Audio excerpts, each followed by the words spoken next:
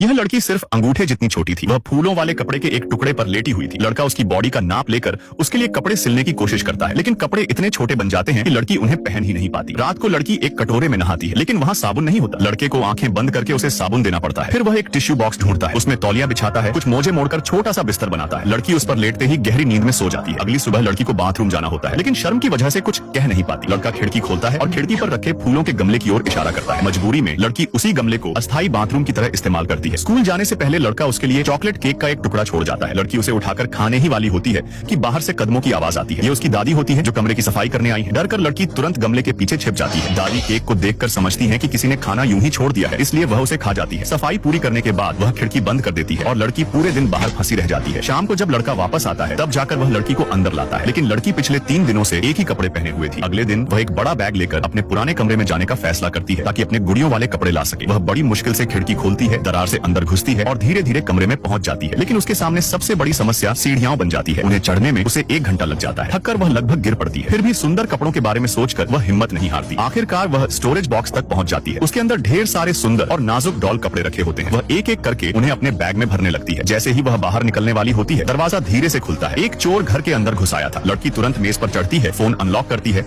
और लड़के को मदद का संदेश भेज देती है, लेकिन तब तक चोर ऊपर की मंजिल की ओर बढ़ चुका होता है। लड़की तुरंत बिल्कुल स्थिर खड़ी हो जाती है और गुड़िया होने का नाटक करती है। चोर उसे ध्यान से देखने ही वाला था कि तभी फोन बज उठता है। आवाज सुनकर चोर जल्दी से नीचे भागता है। पता चलता है कि उसका साथी बाहर उसका इंतजार कर रहा है। लड़की इस मौके का फायदा उठाती है। वह स्पीकर तक दौड़ती है और उसे चालू कर देती है। अचानक पूरे घर में तेज संगीत गूंजने लगता है। यह सुनकर दोनों चोर घबरा जाते हैं और तुरंत वहाँ से भाग निकलते हैं। कुछ देर बाद लड़का घर लौटता है। लड़की को सुरक्षित देखकर उसे बड़ी राहत मिलती है। लड़की खुशी खुशी अपने नए कपड़े पहनती है। नए कपड़ों में वह बेहद खूबसूरत लग रही थी। समय बीतने के साथ लड़का उसकी मौजूदगी का आदी हो जाता है। धीरे धीरे उसे यह नन्ही लड़की पसंद आने लगती है। उसे अपनी दादी की सुनाई हुई एक पुरानी कहानी याद आती है। उस कहानी के अनुसार अगर मिनी प्रिंसेस मंदिर का जादुई हथौड़ा ढूंढ ले तो वह फिर से अपने असली आकार में लौट सकती है। लड़का उसे मंदिर ले जाने का फैसला करता है, लेकिन निकलने से ठीक पहले एक बेकाबू कार उनकी तरफ तेजी से आती है। लड़का जोरदार टक्कर से दूर जा गिरता है और बेहोश हो जाता है। नन्ही लड़की रोते हुए उसे पुकारती रहती है, लेकिन कोई फायदा नहीं होता। खुशकिस्मती से उसी समय लड़के की माँ वहाँ पहुँच जाती है। वह तुरंत उसे अस्पताल ले जाती है। लड़का कोमा में चला जाता है और लंबे समय तक होश में नहीं आता। तब उसकी माँ को मिनी प्रिंसेस वाली कहानी याद आती है। वह लड़की को अस्पताल में उसके पास रहने देती है। लड़की उदास होकर उसके बिस्तर के पास बैठती है। वह दिल से प्रार्थना करती है और फिर धीरे से उसे चूम लेती है और तभी एक चमत्कार होता है। अगले ही पल लड़का अपनी आंखें खोल देता है और होश में आ जाता है। अब सवाल ये है, क्या आपको ऐसी नन्ही सी गर्लफ्रेंड पसंद आएगी?